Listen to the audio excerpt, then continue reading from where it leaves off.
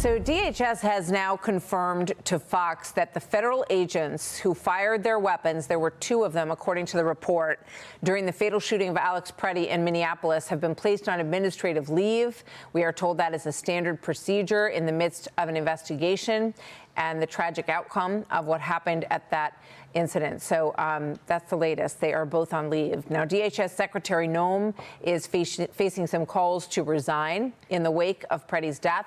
President Trump says that she is not stepping down, that he has confidence in her. She's doing a good job. Democrat Pennsylvania Senator John Fetterman has made a direct appeal to the president. Quote, Americans have died. She is betraying DHS's core mission and trashing your border security legacy. He goes on to say, do not make the mistake President Biden made for not firing a grossly incompetent DHS secretary. Alejandro Mayorkas, of course, served as President Biden's DHS secretary. Senator Fetterman joins me now. Senator, always good to have you with us. Thank you for joining me. Your strong statement that you posted, can you elaborate a little bit on your thinking here and whether or not you think there will be an effort to force her resignation in Congress? Well, here, absolutely. I mean, I think I come to this interview with like quality and quite cred. I met with her in my office. I voted for her. I was only one of 7 Democrats to vote with her. And when we discussed, I said, do you want to secure our border? And she was like, yes, absolutely. And, I want to deport all of the criminals. And she's like, absolutely. And I don't think we should be targeting otherwise lawful migrants. And I said, absolutely, then I will vote and I will support her because I am the ranking member of the subcommittee for border security. And I wanted to work with her. And I haven't made it personal. I never attacked her if I didn't have to agree with everything that's happening. So right now, when you've reached this situation here, like you see, and I don't know why at this point you kind of push this kinds of right now because Americans have died. And this isn't really seeming to be about the core things of securing our border and deporting all of the criminals now, too. At this point, that's why I said that to the president. I'm like, we had an incompetent secretary, Mayorkas, and I'm like, he should have go there. And that's the same kind of situation. And for me, it's like, I would kind of take the win about how you have secure our border. And that's really where I approach that. And now what's created in Minneapolis became an ungovernable and a dangerous urban theater. It's dangerous for citizens, dangerous for law enforcement, dangerous for agents at this point. Stand down, do a reset, refocus on those core missions that I think the vast majority of Americans can support. Secure our border, deport every last criminal migrant in the nation. For now, I absolutely fully support that, and I always have, and I actually acknowledge that it's been successful to secure our border in that way. I think there's a lot of concern that the scene that we saw, you called it urban theater, and a tragic urban theater indeed over the last several days, that it could emerge other places, and we all hope that is absolutely not the case. But I want to play this soundbite. This is Philadelphia's DA, Larry Krasner, warning ICE agents about being hunted down. Watch this. This is a small bunch of wannabe Nazis. That's what they are. In a country of 350 million, we outnumber them. If we have to hunt you down the way they hunted down Nazis for decades, we will find your identities. We will find you. We will achieve justice. Is that going to get us anywhere, Senator? Oh, that's gross, and that I absolutely condemn that. Absolutely. Do not compare anyone to Nazis. Don't use that kind of rhetoric.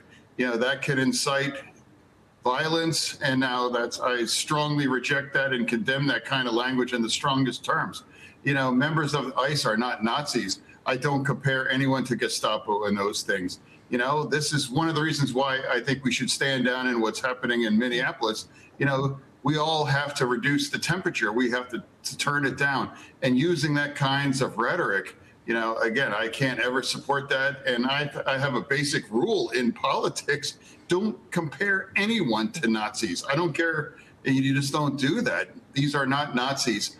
So for me. Yeah, we saw similar language from the leadership in Minneapolis and in Minnesota, and it did not help to calm things down.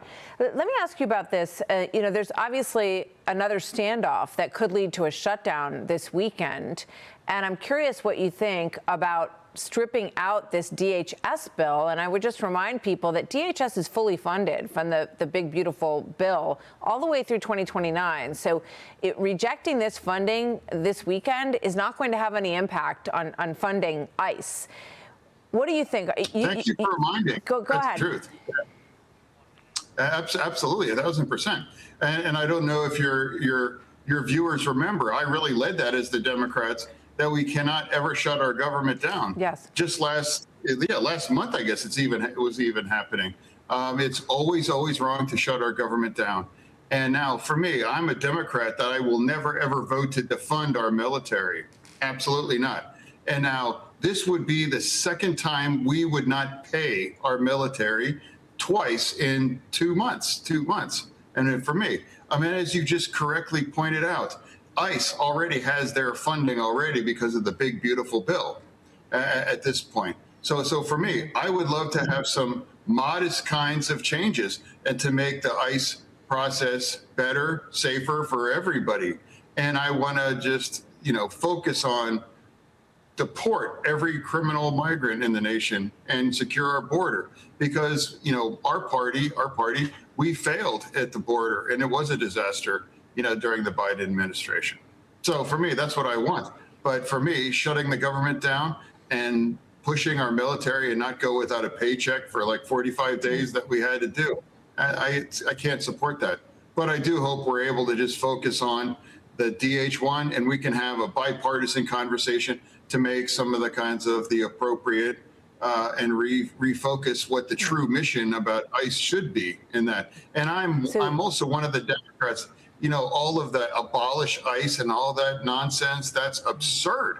It does have a necessary function, and we should just focus on the thing most Americans can: secure the border, round up and deport every criminal migrants here that are in our nation. Yeah. That's what I want. It sounds like that the president wants that to be the focus at this point as well, especially after what we just saw happen over the course of the last week. Senator Fetterman, we'll see if the other Democrats are in line with you and the government stays open, coming down to a deadline over the weekend. Thank you very much, Senator Fetterman. Good to see you as always. Thanks for having me on. Hey, Sean Hannity here. Hey, click here to subscribe to Fox News YouTube page and catch our hottest interviews and most compelling analysis. You will not get it anywhere else.